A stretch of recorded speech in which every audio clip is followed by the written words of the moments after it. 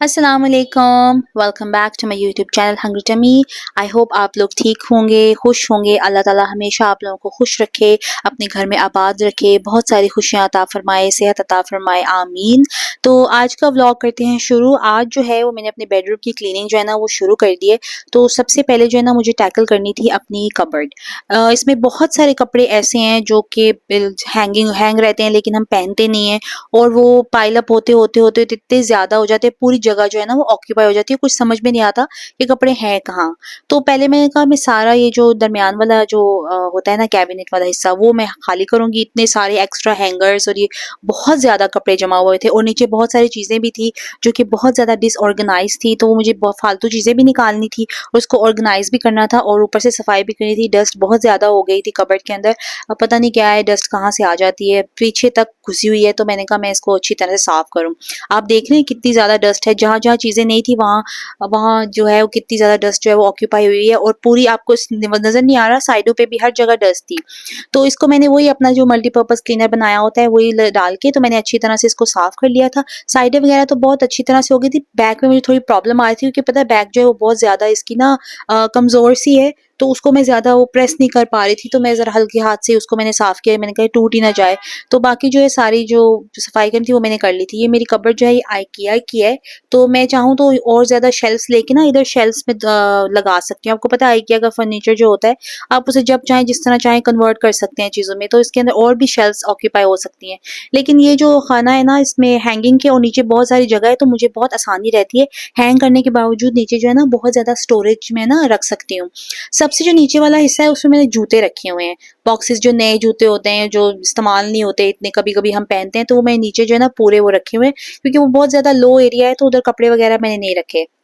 और ये जो 3 बॉक्सेस हैं मेरे पास ये स्टोरेज के, ये बहुत पुराने हैं, इनको ऑलमोस्ट 3 साल हो गए हैं। ये मैंने ना अल्कूज़ में एक मार्केट है ग्रीन गिफ्ट, उधर से मैंने ये लिए हुए हैं। 10-10 दिरहम का लिया था तब का। ये बहुत अच्छी क्वालिटी थी इनकी, बहुत ज़बरदस्त। इनके अंदर मैंने अपने कपड़े रखे हुए हैं। एक जो है उसमें मेरे शादी के जोड़े हैं, 5-6 जोड़े जो मेरी अम्मा ने बना के दिए हुए हैं, जो मैंने पहने ही नहीं है।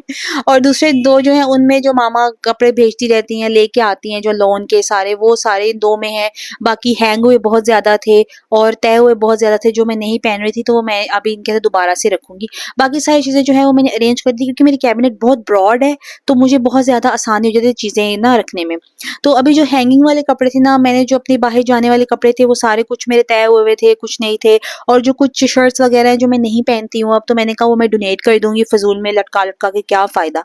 तो जो मैं अब सलवार कमीज़ वगैरह भी लटकाए हुए थे जो कभी-कभी पहने, तो भी मैंने कहा मैं तय करके रख दूँगी, जब पहनने होंगे तो मैं निकाल लिया करूँगी। क्योंकि अहमद के कपड़े जो हैं वो मैंने हैंग करने होते हैं, तो फिर जगह नहीं बचती।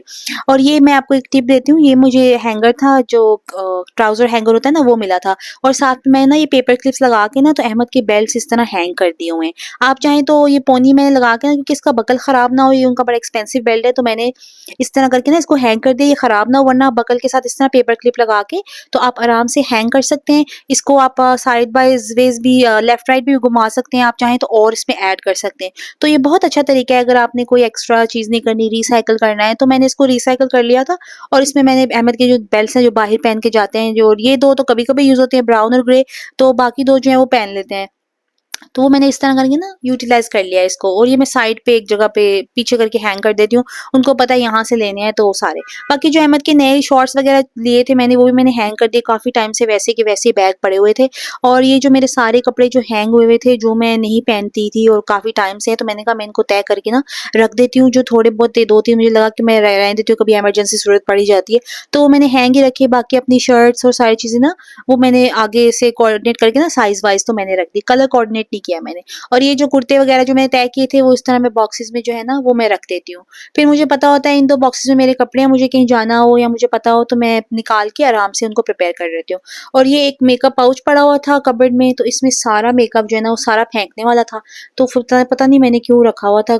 टाइम ही नहीं मिलता, कि बंदा कहता है हाँ सफाई करूँगी तो ही फेंकूँगी, पहले नहीं फेंका मैंने। ये नीचे आपको नज़र आ रहा है सारे शू बॉक्सेस ही हैं सारे। मोस्टली इनमें अहमद के जूते हैं, शूज़ हैं उनके, वेकेशन वगैरह इस तरह जो पहनी नहीं जाती। और ये देखें आप कितनी ज़्यादा डस्ट है हर तरफ ही, ये पीछे कोई नहीं थी, आगे-आगे बहुत ज़्यादा डस्ट थी। तो ये बेडशीट्स वाला एरिया है सारा, ये मेरे बैग्स जो थे वो सारे आगे पीछे हुए थे। छोटे-छोटे बैग्स लेती हूँ मैं, बड़े वाले बैग मेरे पास नहीं है, 2 ही हैं वो मैंने पीछे रखे हुए हैं। तो मुझे इतना ज़्यादा ना वो बड़े बैग्स कैरी करने का ना वो शौक नहीं है, तो छोटे-छोटे लिए हुए हैं। तो बस ये साफ़ करके अरेंज हो गया था सारा। कपड़े जो थे ना वो बहुत सारे ना मेस्ड अप थे। एक्चुअली मेरी कबर्ड में ना अभी जो मेरे 2 उसके अंदर सेक्शंस है ना वो आयशा के भी हैं। क्योंकि वो मेरे पास आके रहती है, तो उसके फिर आधे कपड़े इधर हैं, आधे कपड़े उसके अपनी पार्टीशन में होते हैं।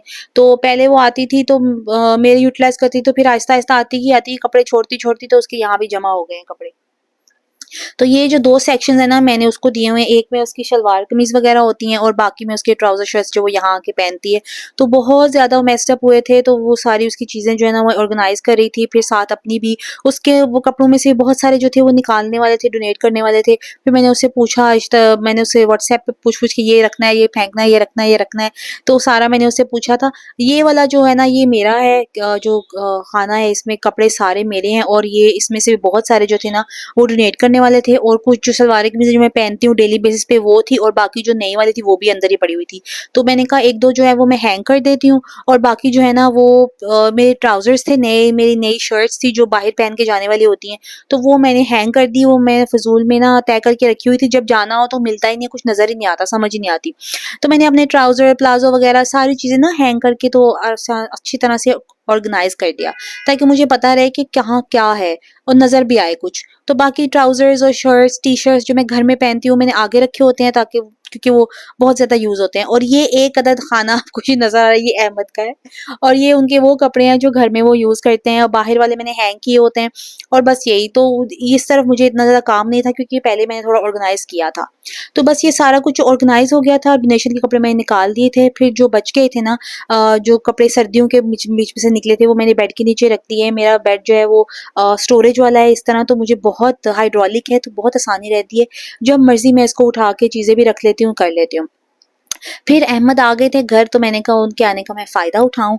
तो अलमारी क्योंकि बहुत लंबी है मेरी, तो ऊपर मेरा हाथ नहीं जाता, तो मैंने कहा अहमद आप मुझे ऊपर से सफाई कर दें, नीचे से मैं कर लूँगी। तो मैंने कहा इनको पहले पकड़ लूँ मैं, वरना अगर ये, क्योंकि ऑफ़िस से आए थे थके हुए थे, मैंने कहा अगर ये बैठ गए तो फिर बस ये कहेंगे अब मैंने नहीं उठना।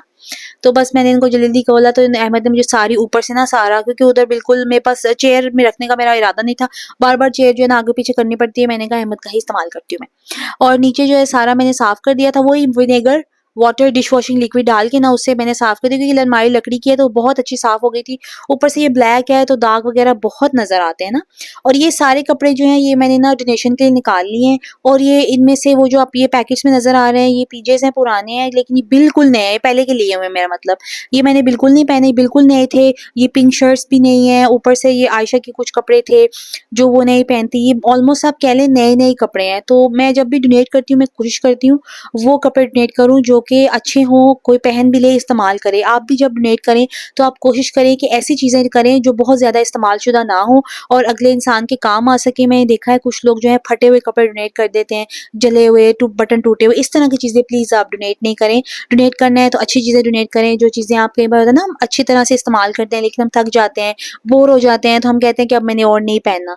तो वो सारी चीज़ें इस तरह डोनेट किया करें। ये सारी नई व्हाइट शर्ट्स थी, पैंट्स थी कुछ, जो आयशा को यूनिफ़ॉर्म मिला था लेकिन वो नहीं पहनती, तो वो भी मैंने कहा मैं डोनेट कर देती हूँ। तो ये अल्हम्दुलिल्लाह सारा ऑर्गनाइज़ हो गया था, सब कुछ जो है वो कबर्ड मेरी ये देखिए अल्हम्दुलिल्लाह सारी ऑर्गनाइज़ हो गई थी, कितनी नीट लग रही है। और ये स्पेशली जो दरमियान वाला हिस्सा है ना ये बिल्कुल नीट एंड क्लीन हो गया था, हर चीज़ नज़र आ रही है कहाँ क्या है। और सारी सलवार कमीज़ मैंने लंबी-लंबी एक साइड पे कर दी है, ताकि दरमियान में छोटी-छोटी ना लेंथ वाइज़ मैंने कर दिया था, तो उसकी वजह से बहुत प्यारा वो नज़र आ रहा था। और हर चीज़, हैंगर्स जो एक्स्ट्रा थे वो भी मैंने निकाल दिए थे, जो मुझे लिमिटेड चाहिए थे वो ही मैंने रख लिए थे। और ये सारा ये जो है ऑर्गेनाइज़ हो गया था अल्हम्दुलिल्लाह बेहतरीन। और बड़ी खुशी हो रही थी कि बहुत देर से ये पेंडिंग था, तो ये हो गया। आई होप आपको आज का व्लॉग अच्छा लगे तो please do share, like, subscribe. अपना ख्याल रखिएगा, दुआओं में याद रखिएगा। मिलते हैं अगले व्लॉग में। अल्लाह हाफ़िज़।